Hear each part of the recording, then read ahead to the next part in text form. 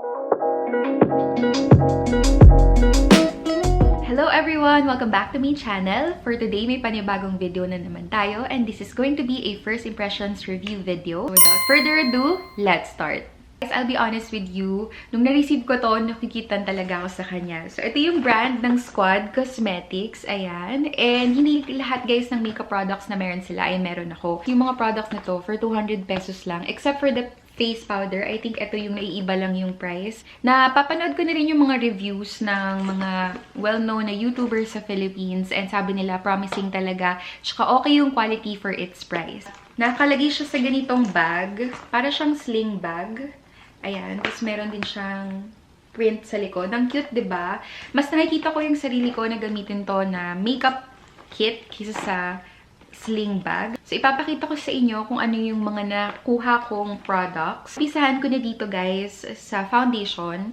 This is the Squad You Can Face It foundation.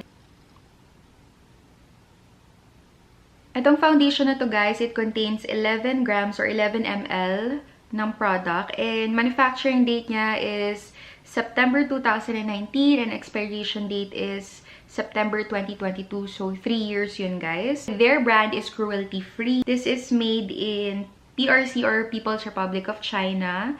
And I think formulated to sa Los Angeles, California. Parang airless pump siya kung makikita nyo. And maliit lang yung lalagyan niya. And as compared as to usual amount of foundation, usually 30 ml talaga yung nabibili natin sa market. Ito, 11 ml lang.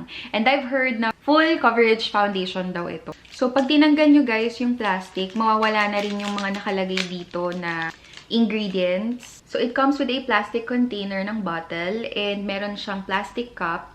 Tapos, meron siyang airless pump. So, magdi-dispense lang ako ng isang pump. Ayaw niya lumabas. Ayun. So, ganyan yung itsura niya. Ayan, dalawang pump na lang guys. Tignan natin. And I'm going to use a damp sponge. Lagay ko muna siya dito sa half side of my face. Madali naman siyang i-blend. And hindi naman siya agad-agad nagda-dry. Which is good. By the way, nag-moisturize ako ng face ko and ang gamit ko yung ito, Eye White Korea. Yan yung gamit ko kanina.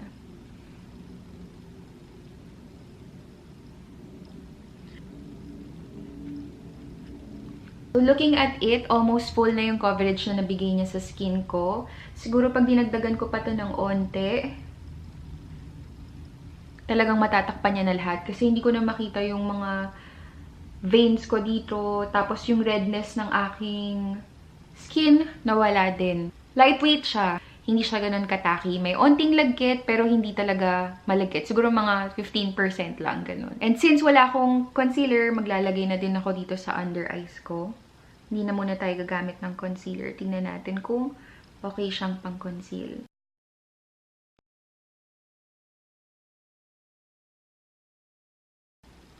Diba? It looks flawless. Actually, guys, kahit hindi ko na-iset yung mukha ko ng powder, okay na. Kasi matte talaga siya and hindi naman siya ganun nagta-transfer sa kamay ko. Gamit ako nitong You Can Face It pressed powder with vitamin E and yung shade ko is light.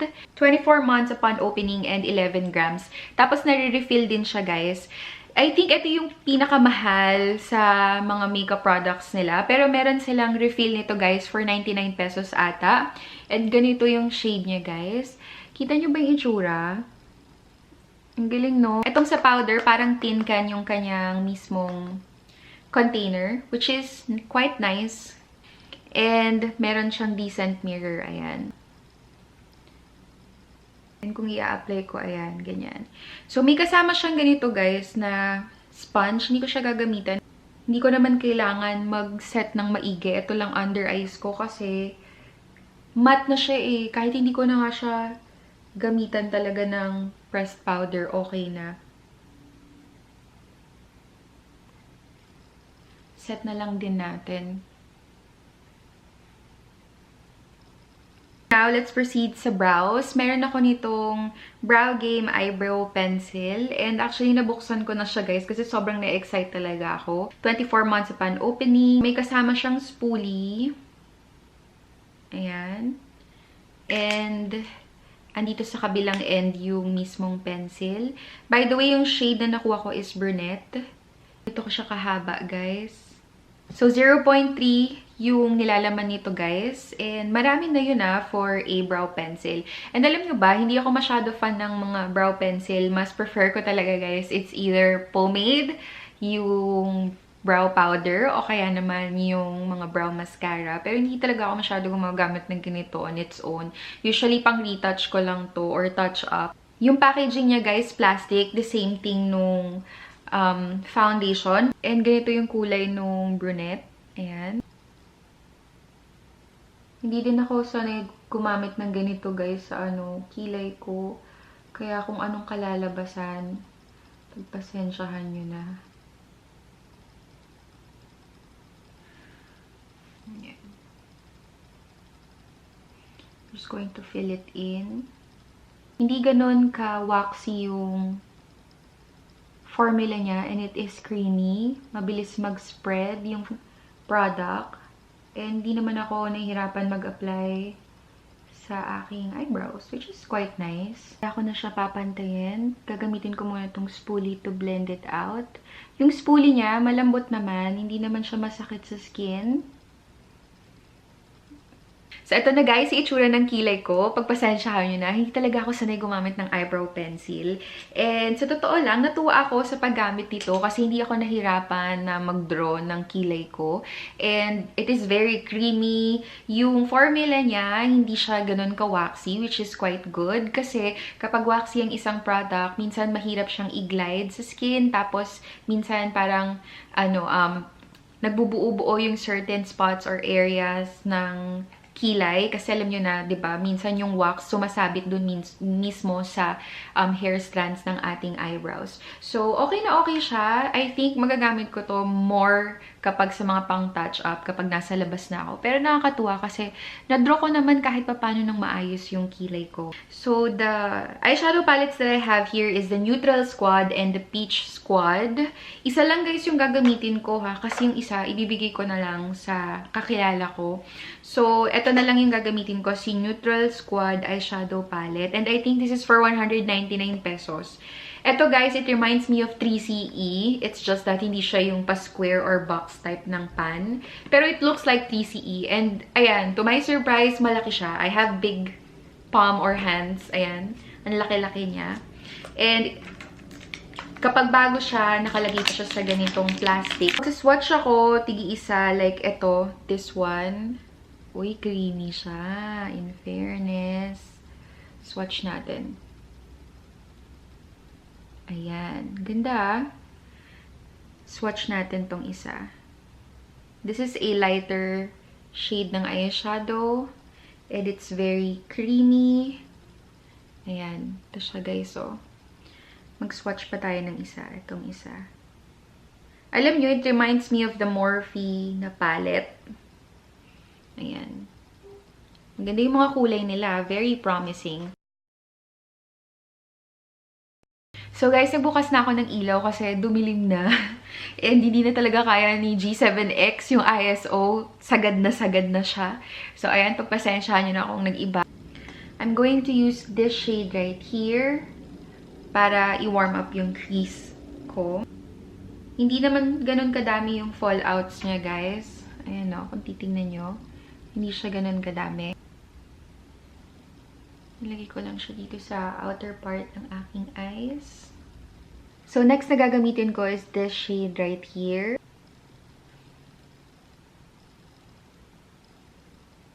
Yung shade na to, yung sinwatch ko kanina. And I'm just going to use my fingers.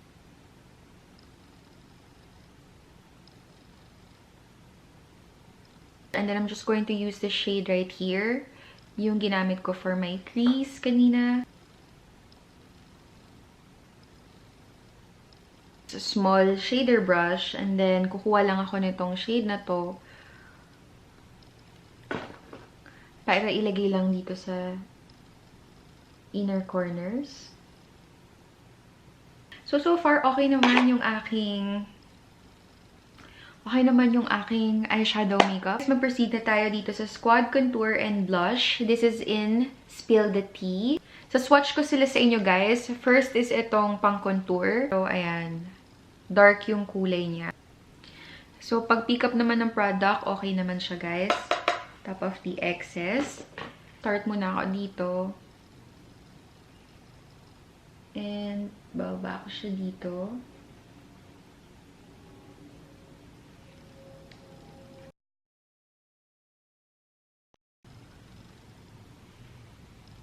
Siguro, mag-light-handed lang kayo guys sa paggamit nitong product na to. Masaya na yung contour kasi, yun nga, medyo pigmented siya and medyo dark yung color niya. Pero you can work it out. Yung ba? Parang magkamukha sila yung kulay nila.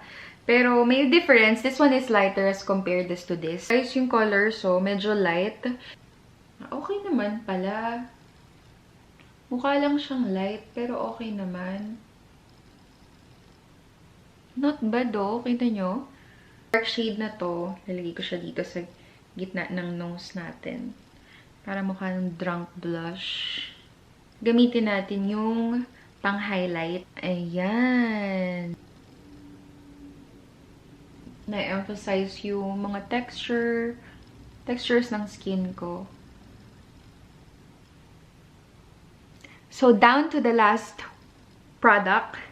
Meron ako ditong dalawang lipstick called as Soft Matte Lipstick. Shades na meron ako dito is Vigorous and Courageous. And sabi nga nila, this one is paper type ng container. Pero ito, para siyang plastic. By the way, guys, ganito yung itsura ng bullet lipstick nila. This is Courageous and this is Vigorous.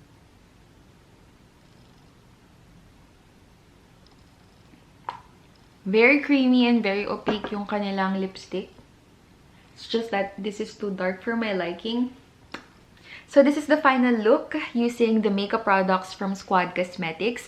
And kung mapapansin nyo, nag-iba yung kulay ng lips ko. It's because dinagdagan ko siya nitong foundation. That's it for this video, guys. Mabilis lang tong video na to. And sana may natutunan kayo. And sana na-i-share ko din sa inyo yung first impression and thoughts ko with this brand. Sa totoo lang, I'm very happy kasi with the price itself and yung quality, okay na okay siya. As in, ako na-satisfy talaga ako for 199 pesos. Okay yung eyeshadow palette. Okay yung foundation na 189 pesos. And majority of the products na gustuhan ko talaga sila. It is worth the money as well as okay na okay yung quality nila. So, yun lang guys. Sana may natutunan kayo sa video na to. And if you do like this video, you can click the thumbs up button. And if you want to get notified with my future uploads in this channel, you can click the subscribe or the bell button down below. So, thank you so much for watching guys. And I will see you on my next videos. Bye!